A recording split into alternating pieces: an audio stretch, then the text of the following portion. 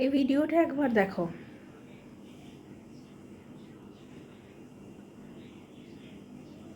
দেখতে পেলে? দেখো, এই মহিলাগুলো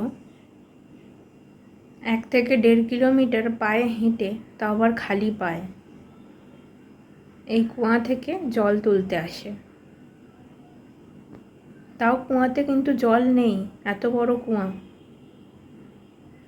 একদম তলায়, মাটির সাথে লেগে রয়েছে জল, পুরো মাটি খোলা জল। জলের অবস্থাটা দেখেছো? মানে এরকম জল তো আমরা বাথরুমেও ব্যবহার করি না।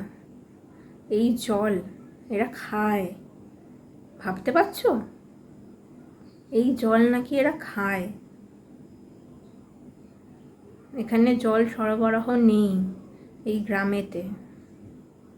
দুটো ভদ্রলোক দেখো তাদের সাথে কথা বলছে এই নিয়ে। জল সরবরাহ একদমই নেই। বলছে এরকম মিনারেল ওয়াটার যদি তারা পেত, তাহলে তারা এই নোংরা জল কেন খেত। এই মহিলাটা তাই বলছে, দেখেছো? দূর দূরান্ততে কোনো জলের ব্যবস্থা নেই। 1 থেকে 1.5 কিলোমিটার বেচারা মহিলাগুলো পায়ে হেঁটে জল নিতে আসে, তাও এই নোংরা জল। এই ভিডিওটাকে এত শেয়ার করো, যাতে এই গ্রামে জলের ব্যবস্থাটা খুব দ্রুত সমস্যার সমাধান হয়, যাতে এই মানুষগুলো কমসে কম পরিষ্কার পরিচ্ছন্ন জল খেতে পারে।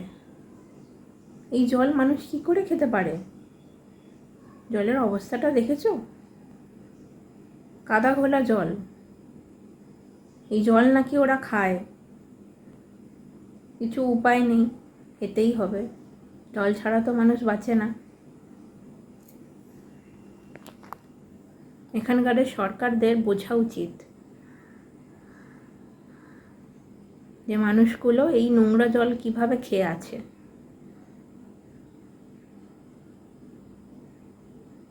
তোমরা সবাই যারা এই ভিডিওটা দেখছো, তারা অনেক শেয়ার করো, যাতে করে এই গ্রামের জল ব্যবস্থাটা ঠিক হয়, তারা পরিষ্কার পরিচ্ছন্ন জল, পানীয় জল খেতে পারে।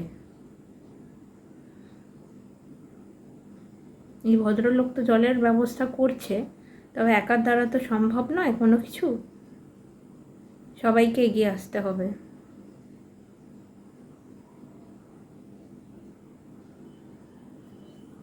দেখো।